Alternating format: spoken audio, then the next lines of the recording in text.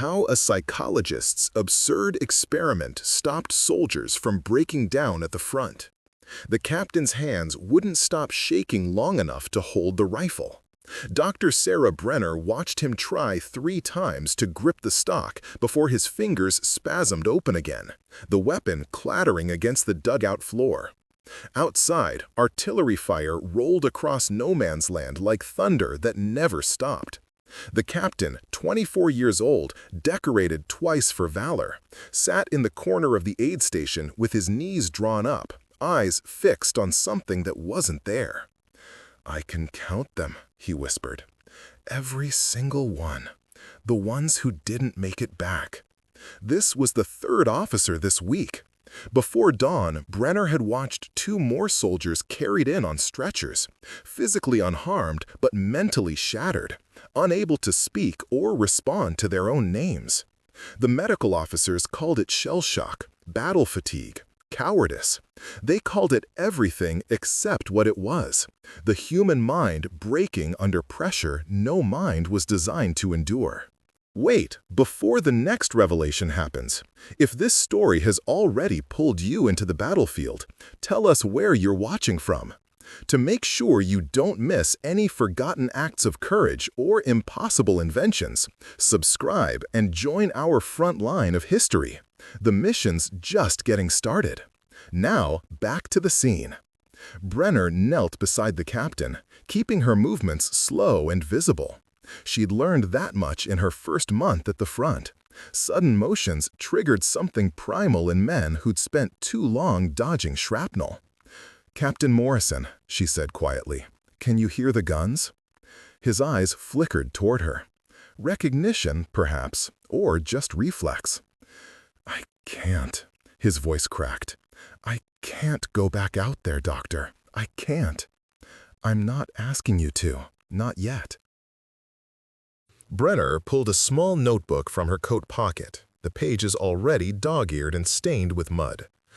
"I want to try something different, something that's going to sound completely absurd." The word made him blink. Something almost like curiosity crossed his face. "I want you to describe the last good meal you remember eating, before the war. Every detail, what it tasted like, who made it, what the kitchen smelled like while it cooked."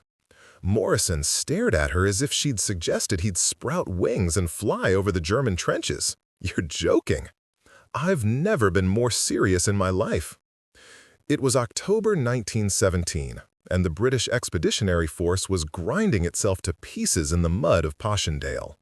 Brenner had arrived in France 6 weeks earlier with credentials from Cambridge, a letter of introduction from a colonel who owed her father a favor, and a theory that was getting her laughed out of every officer's mess from Ypres to the Somme.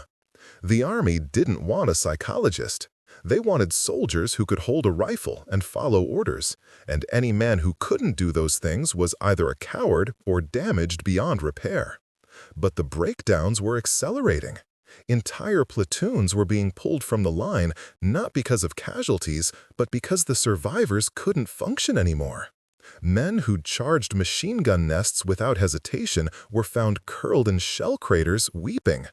Officers with impeccable service records were making catastrophic tactical errors, their judgment corroded by weeks of unrelenting stress. The army needed bodies, and bodies were sitting in aid stations, physically intact but mentally elsewhere. Morrison's jaw worked silently for a moment. Then, "My mother's roast lamb. Sunday dinner, always Sunday. She'd put rosemary in it and these tiny potatoes that got crispy on the edges." His hands had stopped shaking. "My sister would complain about having to set the table, but she'd steal bites from the kitchen when Mum wasn't looking." Brenner wrote rapidly in her notebook. "What else?" "The way the house smelled, like bread and something sweet. She'd make apple crumble after, with cream from Miller's farm down the road."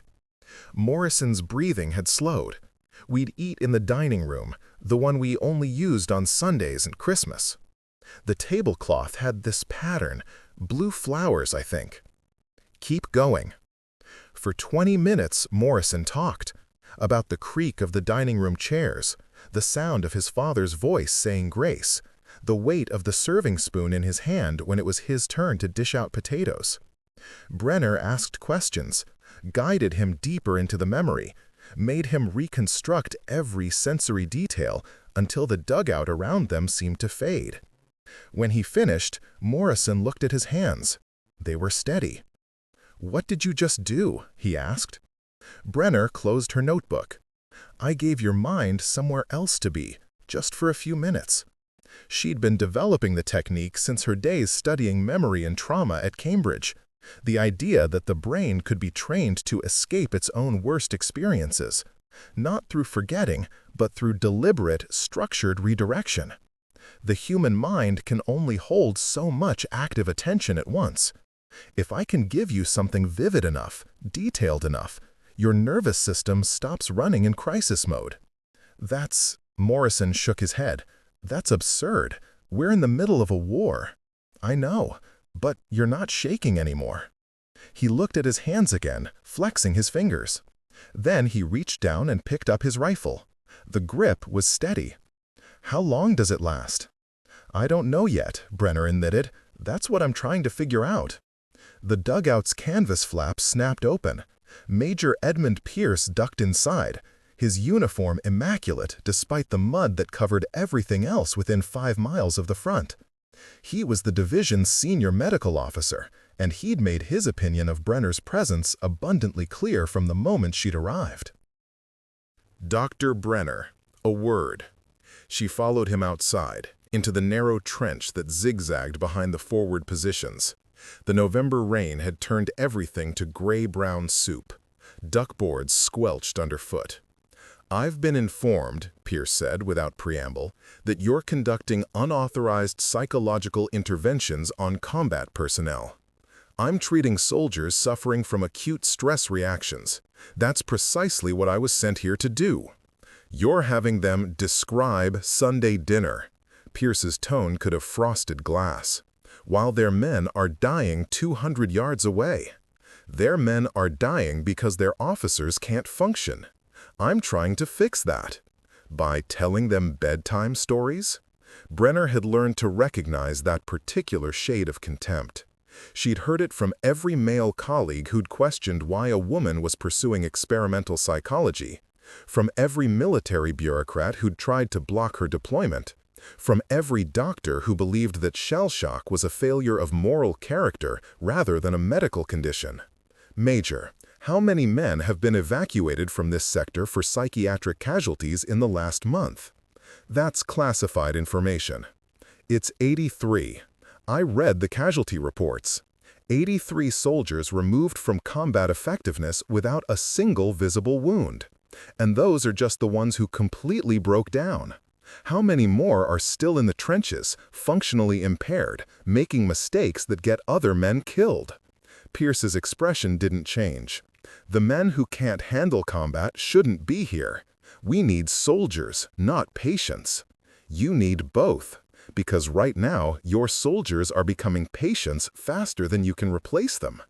Artillery rumbled somewhere to the north. A working party slogged past them in the trench, hauling ammunition boxes toward the forward positions. None of them looked older than 19. "I'll be writing to command," Pierce said finally. "This experiment of yours ends as soon as I receive authorization. Write your letter, Major. But while you're waiting for authorization, I'm going to keep working." He left without responding. Brenner stood in the trench, rain soaking through her coat, and wondered how much time she had before the Army decided she was more trouble than she was worth. She found Captain Morrison that evening in the officer's dugout, cleaning his rifle by lamplight. He looked up when she entered. "I went up to the forward observation post this afternoon," he said. "First time in 4 days I could make myself climb the ladder." "How did it feel?" "Terrifying. But I could do it. I could think." He set down the cleaning rod. "What you did, does it work on anyone?" "I don't know yet. I've only tried it on 7 men. You're the first officer. The men are talking about you. They're calling you the memory doctor." Morrison paused. "Some of them are asking if they can see you. ones who aren't officially breaking down yet, but who are struggling. This was the part Brenner hadn't anticipated. She'd expected resistance, skepticism, hostility from the command structure. She hadn't expected the soldiers themselves to seek her out, to ask for help before they shattered completely. Tell them to come to the aid station, quietly. I don't need Major Pierce finding out I'm running a therapeutic practice in his medical tent. He'll find out eventually. I know, but by then, maybe I'll have enough evidence that what I'm doing actually works. Over the next 3 weeks, Brenner saw 42 men. Privates and sergeants, engineers and signalmen, anyone who could slip away from their duties for 30 minutes without being marked as a malingerer. She learned to work quickly, efficiently, guiding each man into a memory detailed enough to override their nervous system's panic response. A wedding day, a childhood fishing trip, the birth of a child, the first time they drove a motor car. It didn't matter what the memory was, as long as it was vivid, personal, and far removed from the war. The technique didn't work on everyone. Some men were too far gone, their minds already fragmenting beyond any simple intervention. Others couldn't or wouldn't engage with the process, convinced that remembering happiness would make the present horror worse. But for the ones it did work on, roughly 2/3, by Brenner's careful count, the results were undeniable. Men who'd been unable to sleep started getting 3-4 hours a night. Soldiers who'd been paralyzed by indecision in combat situations regained their capacity for tactical thinking. Officers reported that men Brenner had treated were more reliable under fire, less prone to freezing or panicking. She documented everything in her notebook: times, dates, specific symptoms before treatment, observed behavioral changes afterward. She needed data. She needed proof. Because Pierce was right about one thing: what she was doing sounded absurd. Teaching soldiers to escape into their memories while shells were falling seemed like the worst possible survival strategy. But the mind didn't work on logic. It worked on patterns, on neural pathways worn deep by repetition and reinforced by emotion. If she could teach these men to consciously shift those pathways, even temporarily, she could give them a weapon against their own trauma. But the problem was time. Every session took at least 20 minutes, and she could only see men who came to her voluntarily. The ones breaking down in the middle of the night, the ones being carried off the line with the 1,000-yard stare, those men went straight to the field hospitals where they'd be sedated, discharged, or sent to psychiatric facilities in England that were already overflowing with cases the doctors didn't know how to treat. In early December, Lieutenant James Weatherby arrived at the aid station. He was 22, educated at Oxford, from a family whose military service stretched back 3 centuries. He'd been in France for 14 months and decorated for leading a successful trench raid that had captured 15 German soldiers and a complete set of enemy battle plans. He also hadn't spoken a coherent word in 3 days. Brenner found him sitting on a cot in the medical tent, staring at his boots. His uniform was filthy, his face streaked with mud and something darker. Major Pierce stood beside him, arms crossed. "Dr. Brenner, perhaps you can explain to Lieutenant Weatherby what happens to officers who refuse to communicate with their superiors." Weatherby didn't react. His eyes didn't move from his boots. "When did this start?" Brenner asked. 72 hours ago, during the night raid on German positions near Polygon Wood. His sergeant reports that Weatherby led the raid successfully, but when they returned to our lines, the lieutenant wouldn't speak, hasn't said a word since. Brenner knelt in front of Weatherby, putting herself in his line of sight. "Lieutenant, can you hear me?" No response, not even a flicker of acknowledgement. "This is clearly cowardice," Pierce said. "He's refusing to perform his duties." "He's catatonic. That's not cowardice. That's a complete neurological shutdown." Brenner studied Weatherby's face. He was breathing normally, his eyes were open and focused on something, but he was utterly absent. Whatever he'd seen or done during that raid had severed his connection to the present. "Can you treat him?" Pierce's voice carried an edge of challenge. I don't know. I've never worked with anyone this far gone. Then perhaps you should step aside and let the proper medical authorities handle this case. Brenner stood. Give me 1 hour with him. If I can't get him to respond, he's yours to process however you see fit. Pierce checked his watch. 1 hour. Then I'm filling out the commitment papers for transport to the hospital at Boulogne. When Pierce left, Brenner pulled a crate over and sat facing Weatherby. The medical tent around them was quiet, except for the distant percussion of artillery and the rain drumming on canvas. "Lieutenant Weatherby," she said quietly, "I'm going to try something. You don't have to respond. You don't have to move or speak. I just want you to listen." She opened her notebook, though she didn't need to look at it. "I'm going to describe a place. I want you to tell me if I'm getting the details right. You don't have to speak out loud. Just think about whether I'm correct." Brenner had learned everything she could about Weatherby in the 3 hours since Pierce had informed her of his case. His service record, his family background, letters he'd written home that had been intercepted by military censors. She knew he'd grown up in Surrey, that his family estate had a library his father had spent 40 years assembling, that Weatherby had studied classical literature at Oxford. "There's a library," she began. "Oak shelves, floor to ceiling. A ladder on rails so you can reach the top shelves. The ladder has brass fittings, and they've been polished so often they've gone smooth." Weatherby's eyes shifted, just slightly, but they moved. "There's a desk by the window. The chair creaks when you sit in it. The leather on the armrests is worn from your father sitting there, reading. Outside the window, you can see the garden, your mother's roses. She plants new varieties every spring." His breathing changed, faster, shallower. "The books smell like dust and old paper. There's one shelf, I think it's the third from the left, that's all first editions. Your father showed them to you when you were 8 years old. He told you they were worth more than the motor car." Weatherby's lips moved. No sound came out, but they moved. "You used to hide there, in the library.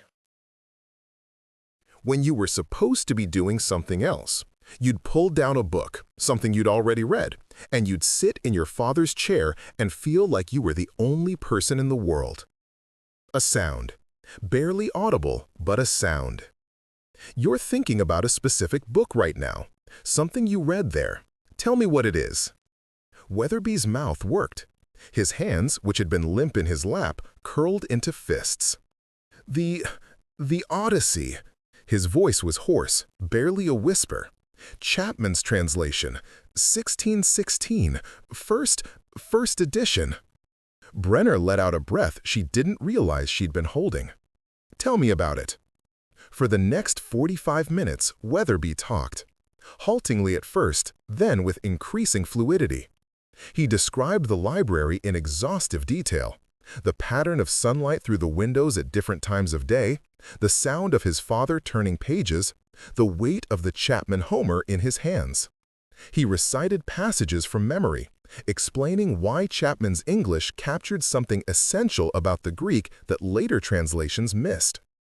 He did not mention the war. He did not mention Polygon Wood, or the raid, or whatever he'd seen that had severed his connection to reality. When Pierce returned exactly 1 hour later, Weatherby was sitting upright, speaking coherently about dactylic hexameter. The major stared. "What did you do?" "I gave him somewhere to go that wasn't here," Brenner said. Pierce's expression was unreadable. "I'll need to observe him for another 24 hours. But if he remains stable—" He paused.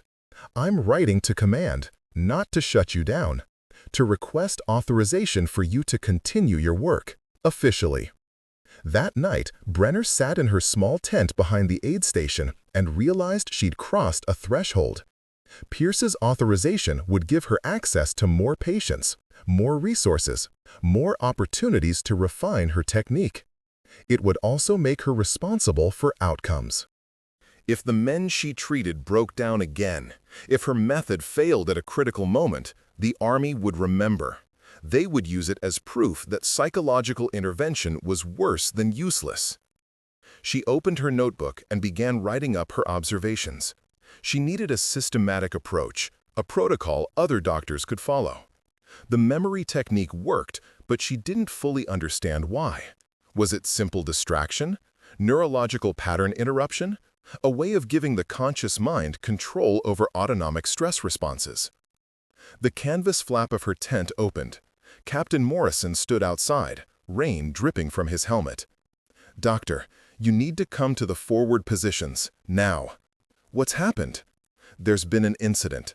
Sergeant Collins, one of the men you treated last week, he's barricaded himself in a dugout with a rifle, says he'll shoot anyone who comes near him."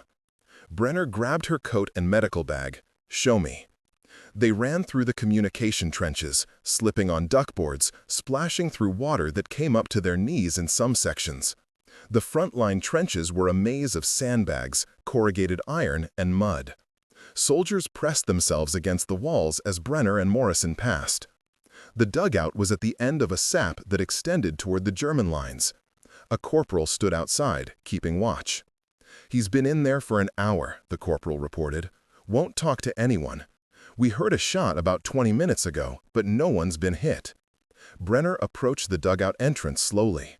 "Sergeant Collins? It's Dr. Brenner. Can you hear me?" Silence. Then, "Stay back. I mean it." "I'm not armed, Sergeant. I'm alone. I just want to talk." "There's nothing to talk about. It's happening again. I can feel it. The shaking. His voice broke. "I can't do this anymore." Brenner glanced at Morrison. He shook his head slightly. "Don't go in there." She went in anyway. The dugout was barely 6 feet square, reinforced with timber and smelling of earth and cordite. Collins sat in the corner, rifle across his knees, hands trembling so badly the weapon rattled against the wood frame. He was maybe 30, with the weathered face of a career soldier. When Brenner had treated him the week before, he'd described his family's farm in Yorkshire. The way morning fog settled in the valleys, the sound of sheep on the hillsides, his daughter's laugh when he pushed her on the swing he'd built. "I used your trick," Collins said without looking at her. "The memory thing. It worked for 3 days. Then last night we went over the top, and I froze. Right there in no man's land, shells falling all around me, and I couldn't move, couldn't think. Private Matthews died because I froze. He was waiting for my order to advance, and I just stopped. That's not your fault, isn't it?" He finally looked at her. His eyes were red. "You gave me a way out, and it worked. And then when it mattered most, it failed. Matthews is dead because I couldn't hold it together for one more night." Brenner sat down slowly, carefully, keeping her hands visible. "The technique I taught you, it's not a cure. It's a tool. And like any tool, it has limitations." "Then what's the point?" "The point is that it gave you 3 days. 3 days where you could function, where you could lead your men, where you weren't trapped in your own fear. That's 3 more days than you would have had otherwise." Collins' grip on the rifle loosened slightly. "Matthews had a wife, 2 children. I watched him go down, and I couldn't—" "You can't save everyone, Sergeant. Neither can I. But I can give you tools that might help you survive long enough to go home to your own family. What if it's not enough?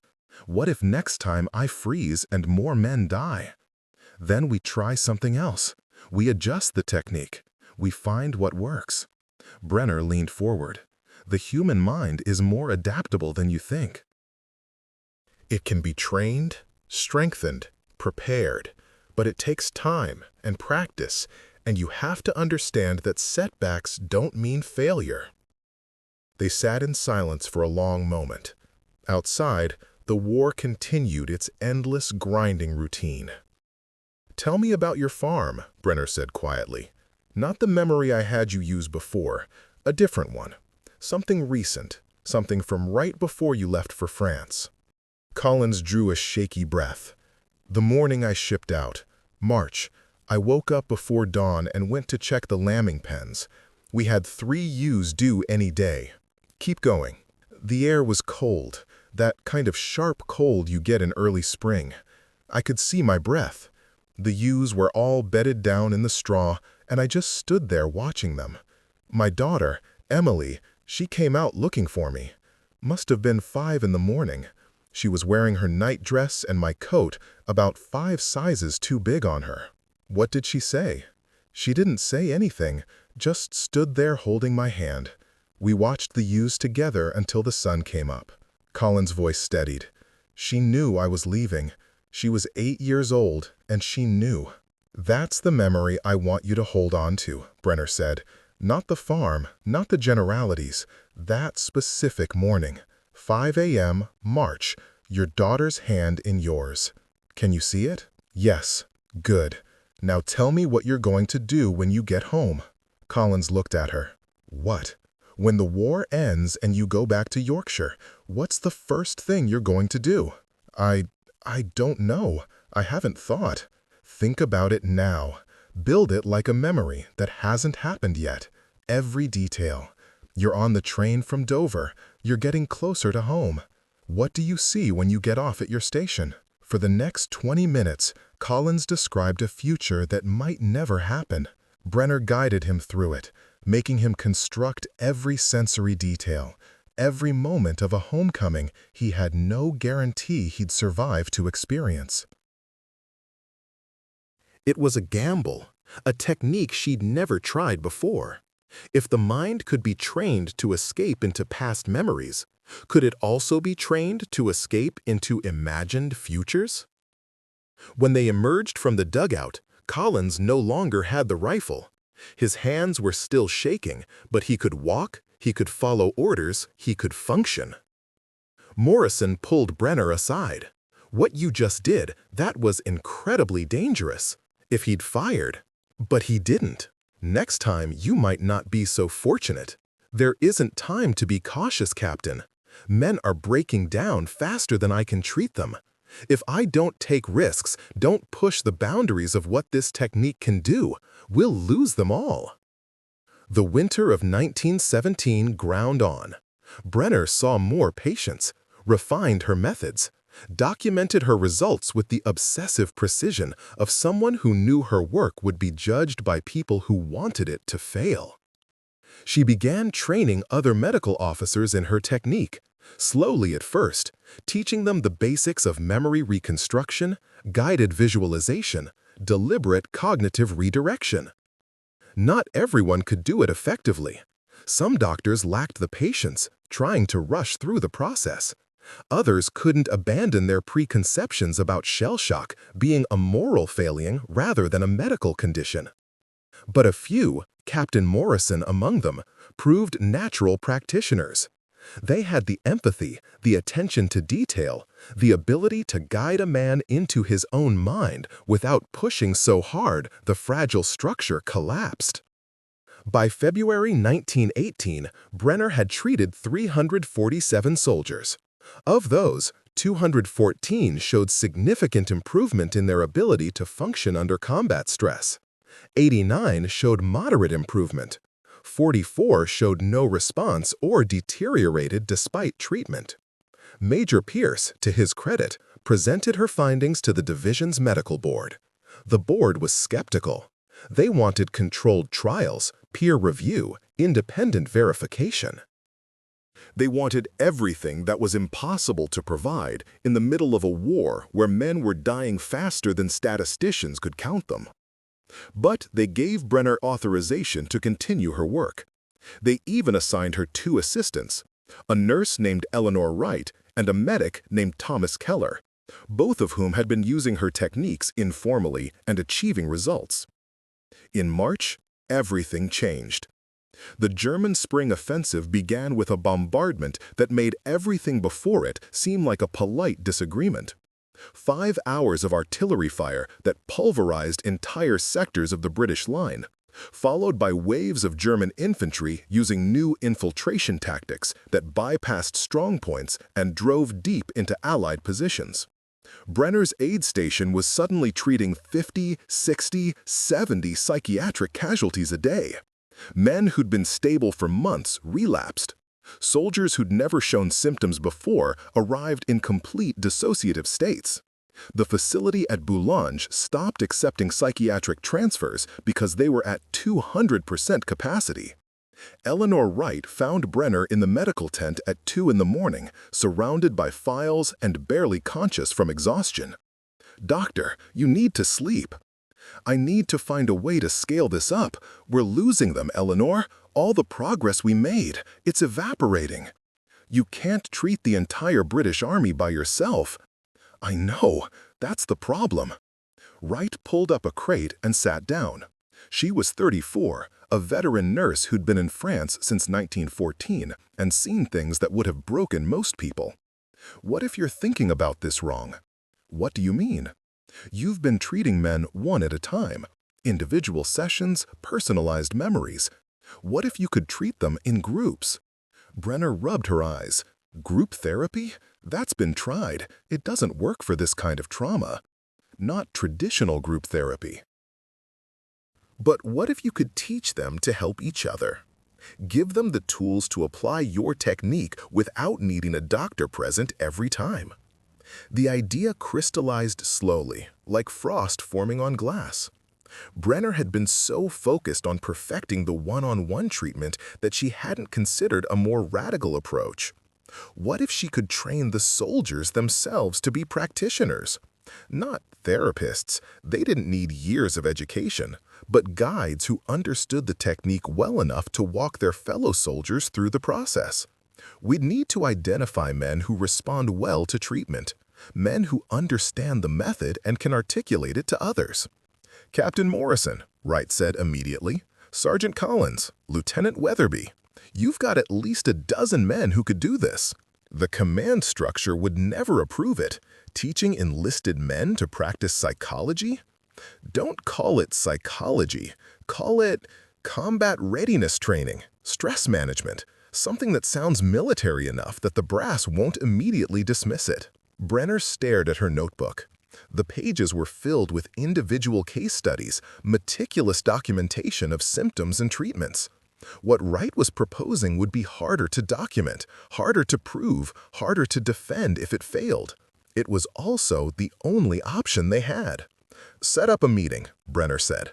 "Morrison, Collins, Weatherby, anyone else who's been through the treatment and stabilized.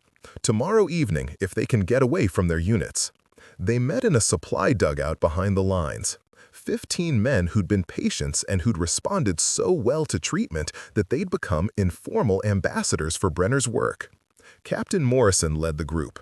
Sergeant Collins stood near the back, still jumpy but functional. Lieutenant Weatherby sat with perfect posture, his classical education evident in how he organized his thoughts. Brenner explained her proposal: train them to guide other soldiers through the memory reconstruction technique. Give them a basic framework, some guidelines for when the method would work and when a man needed more intensive medical intervention. Create a distributed network of support that didn't depend on a handful of overworked doctors. "You're asking us to be psychiatrists?" one of the men said, Corporal Davies, a Welsh miner who'd been in France for 2 years. "I'm asking you to be guides. You've walked this path. You know what it feels like to have your mind betray you in combat. You know what it takes to pull yourself back from the edge. That knowledge is worth more than any medical degree." "What if we make things worse?" Collins asked. "What if we push someone in the wrong direction and they break completely?" "Then you stop immediately and bring them to me or Nurse Wright or one of the other trained medical staff. I'm not asking you to handle the severe cases. I'm asking you to catch the men who are starting to slip before they fall so far we can't pull them back up." Morrison spoke up. "How would this work practically? We're not always in the same units. Some of us are scattered across different companies. Word of mouth initially, men talking to men. If someone's struggling, they know they can come to one of you instead of suffering in silence until they shatter. Eventually, if this works, we push for official integration into the command structure. Stress management officers embedded in every battalion." The men looked at each other. Brenner could see the calculation happening. The risk of taking on this responsibility weighed against the memory of their own breakdowns, their own desperation for something, anything, that might help. "I'll do it," Weatherby said, "on one condition. You train us properly, not just the technique, but how to recognize when we're out of our depth. I won't be responsible for making a man worse because I didn't know my limitations." Agreed. We start with 2 weeks of training. Basic recognition of psychiatric symptoms, the core techniques, when to escalate to medical personnel. After that, you work in pairs whenever possible. No one does this alone. One by one, the men agreed. By the end of the meeting, Brenner had assembled the first group of what she privately thought of as battlefield psychological first responders. They would need a better name, something the Army would accept, but the concept was sound. Over the next month, she trained them. 2 hours every evening, teaching them to recognize the warning signs of psychological collapse, to guide men through memory reconstruction without pushing too hard or too fast. She taught them when to stop, when a man was too fragile for this kind of intervention and needed immediate medical evacuation. Morrison proved to be the most naturally talented. He had an instinctive understanding of how to calibrate his approach to each individual, how to ask the right questions without interrogating, how to create the sense of safety necessary for a man to willingly revisit his memories. Collins was more methodical. He developed a series of questions, a framework he could follow when his own mind was too stressed to improvise. It was less elegant than Morrison's fluid approach, but it was effective, especially for men who responded better to structure. Weatherby brought his scholar's precision to the work. He documented everything, creating detailed case notes that tracked which techniques worked best for different types of trauma. His records would prove invaluable later when the Army finally decided it needed proof that psychological intervention had military value. By April 1918, the network had expanded to 40 trained guides working across 3 divisions. The results were difficult to quantify precisely, but the psychiatric casualty rate in units where the guides operated was noticeably lower than in comparable units without them. Major Pierce, who'd become one of Brenner's unlikely allies, presented the data to the medical board again. This time, they paid attention.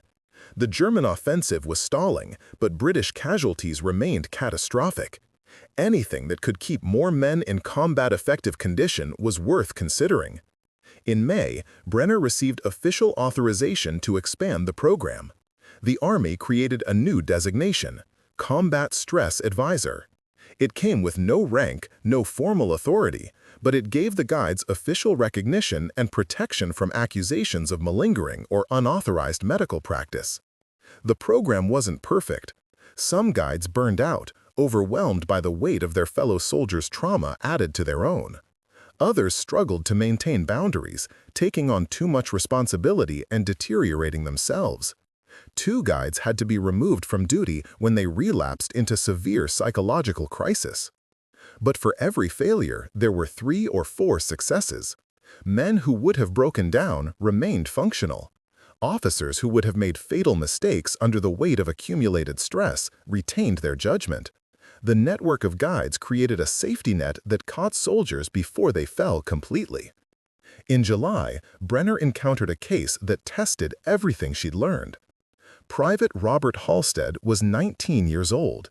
He'd been in France for 6 months and showed no signs of psychological distress until the night his entire squad was killed in a German raid. Halstead survived by playing dead under the body of his sergeant. He lay there for 4 hours, listening to the Germans search the position before Allied forces retook the trench. When they found him, he was physically unharmed. Mentally, he was gone. Unlike Lieutenant Weatherby's catatonia, which had been a kind of shutdown, Halstead was actively psychotic. He heard voices, not metaphorically, but clear auditory hallucinations telling him the Germans were still coming, that his dead friends were calling for help. He couldn't distinguish between memory and present reality. Every noise was gunfire. Every shadow was an enemy soldier. The medical officers wanted to evacuate him immediately. Halstead was a danger to himself and others. He'd already tried to attack a medic who'd startled him, convinced the man was a German infiltrator. But evacuation meant a psychiatric hospital in England, which meant he'd be discharged from service, which meant his family would face the social stigma of having a son declared mentally unfit. In 1918, that stigma could destroy a family's reputation, cost them jobs, marriages, opportunities. Halstead's mother had written to Brenner, begging her to try anything before her son was shipped home in disgrace. The letter had somehow found its way through military censors and official channels, arriving on Brenner's desk with the weight of a mother's desperation behind every word. "This is beyond your scope," Pierce said, when Brenner told him she wanted to try treating Halstead. "He needs specialized psychiatric care. He needs someone who understands combat trauma. The hospitals in England are full of doctors who've never been within 50 miles of the front. They'll sedate him, warehouse him, and declare him a hopeless case. And what will you do that's different? I don't know yet, but I'd like the chance to try." Pierce authorized 72 hours. After that, if Halstead wasn't showing significant improvement, he'd be evacuated regardless of Brenner's objections. She found Halstead in a secure room in the medical facility, essentially a cell with a locked door and a guard outside. He was curled in the corner, hands over his ears, rocking back and forth. "Private Halstead, my name is Dr. Brenner. They're still shooting." "Can't you hear them? We have to get down, have to." His eyes darted around the room, seeing something that wasn't there. Brenner sat down slowly, staying near the door in case he became violent. "I can't hear what you're hearing, but I believe you can hear it. Tell me what it sounds like." Like thunder that never stops, and voices. Sergeant Price calling for medics, Jackson screaming. It won't stop, it won't. When did it start, the sounds? That night, when they came. I was under the sergeant's body and I heard everything. Every shot, every word in German, every... He broke off, gasping. Halstead's mind was trapped in that night, locked in a loop of trauma his consciousness couldn't escape. The memory reconstruction technique wouldn't work here. He needed something more fundamental, a way to distinguish between memory and reality, between then and now. "Private Halstead, I want you to touch the floor. Put your hands flat on it." He looked at her like she'd asked him to fly. "Just try. Hands on the floor." Slowly, he uncurled enough to place his palms on the wooden boards. "Tell me what it feels like. The temperature, the texture, everything you can notice." "It's cold, rough. There's a groove under my left hand, like a split in the wood." "Good. Keep your hands there. That's real. That's happening right now. The sounds you're hearing, those are memories. They're powerful, they're vivid, but they're not happening right now. Right now, you're in a medical facility. Your hands are on a cold wooden floor. That's what's real." "But I can still hear." "I know. The memories are still there. But can you feel the floor?" "Yes." "Then hold on to that. Every time the memories get overwhelming, I want you to feel something real. Touch something. Focus on what your body is experiencing right now, not what your mind is remembering." It was a crude technique, almost the opposite of what she'd been doing with other patients.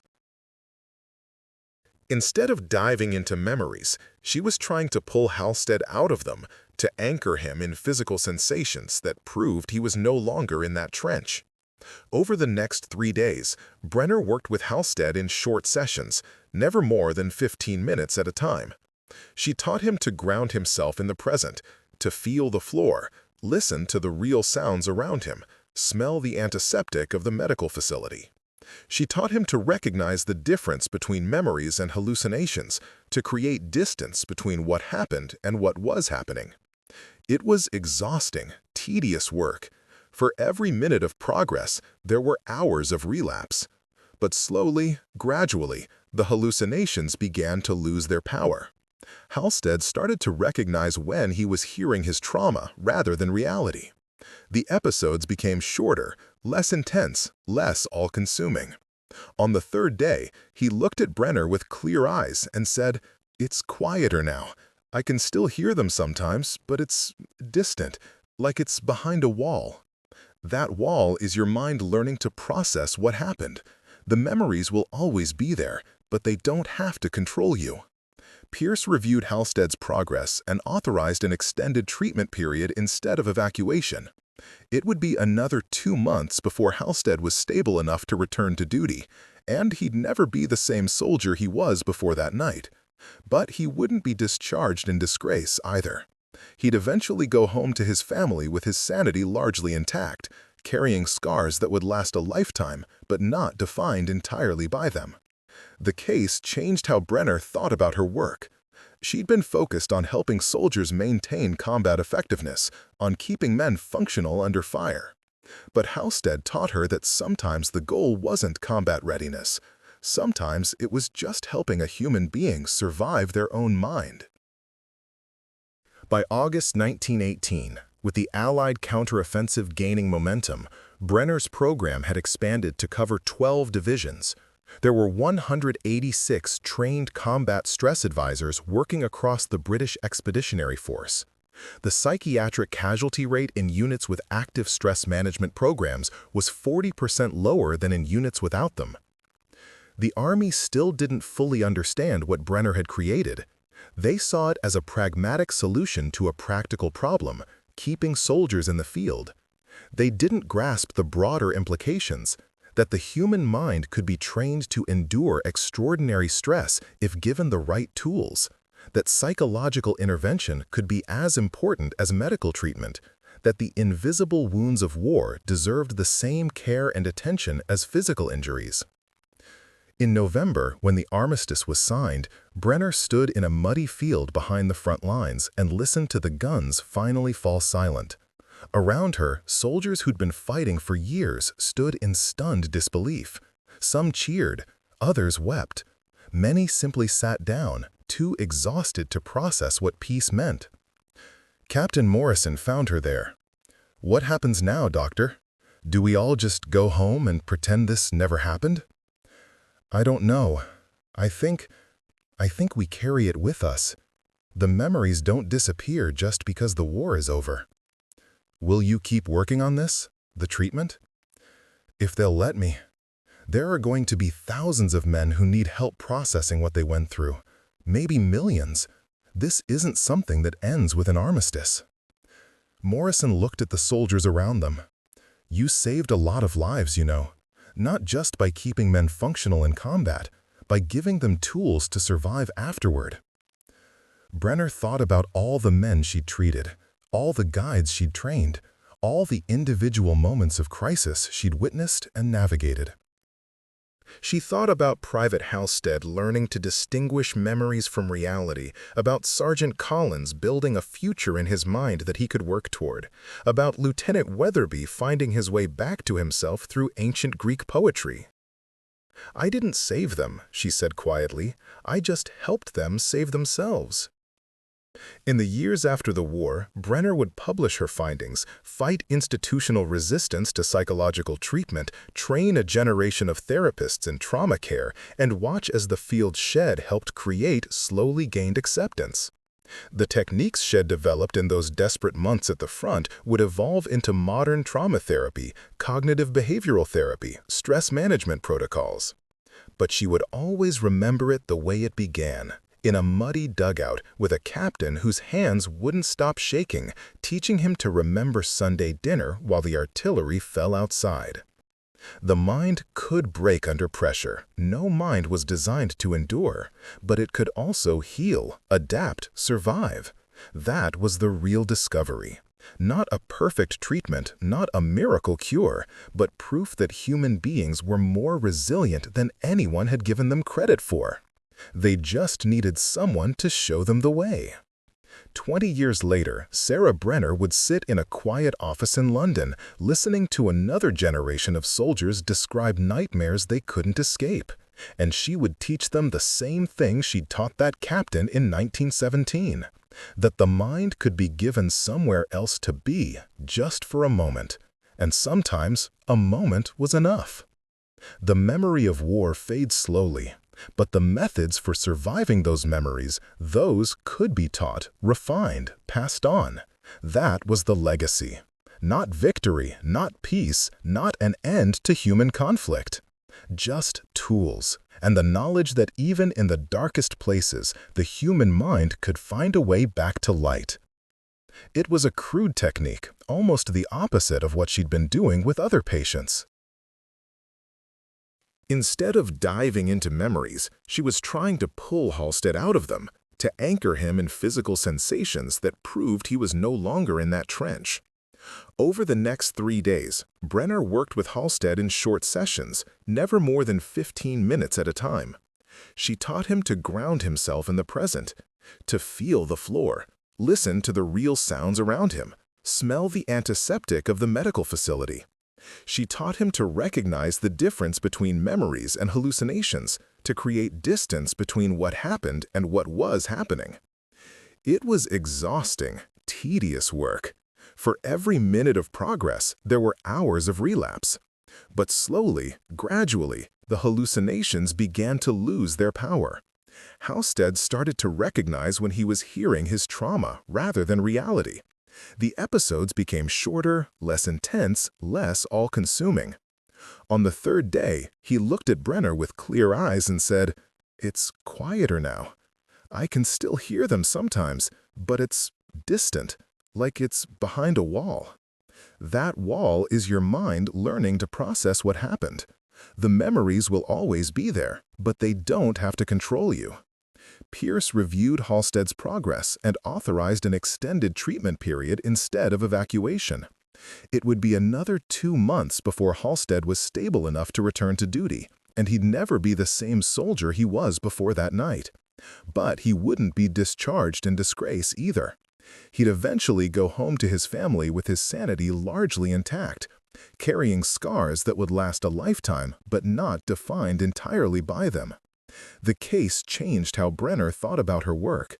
She'd been focused on helping soldiers maintain combat effectiveness, on keeping men functional under fire. But Halstead taught her that sometimes the goal wasn't combat readiness. Sometimes it was just helping a human being survive their own mind. By August 1918, with the Allied counteroffensive gaining momentum, Brenner's program had expanded to cover 12 divisions. There were 186 trained combat stress advisors working across the British Expeditionary Force. The psychiatric casualty rate in units with active stress management programs was 40% lower than in units without them. The Army still didn't fully understand what Brenner had created. They saw it as a pragmatic solution to a practical problem, keeping soldiers in the field. They didn't grasp the broader implications, that the human mind could be trained to endure extraordinary stress if given the right tools, that psychological intervention could be as important as medical treatment, that the invisible wounds of war deserved the same care and attention as physical injuries. In November, when the armistice was signed, Brenner stood in a muddy field behind the front lines and listened to the guns finally fall silent. Around her, soldiers who'd been fighting for years stood in stunned disbelief. Some cheered, others wept. Many simply sat down, too exhausted to process what peace meant. Captain Morrison found her there. "What happens now, Doctor? Do we all just go home and pretend this never happened?" "I don't know. I think we carry it with us. The memories don't disappear just because the war is over. Will you keep working on this, the treatment? If they'll let me. There are going to be thousands of men who need help processing what they went through, maybe millions. This isn't something that ends with an armistice." Morrison looked at the soldiers around them. "You saved a lot of lives, you know, not just by keeping men functional in combat, by giving them tools to survive afterward."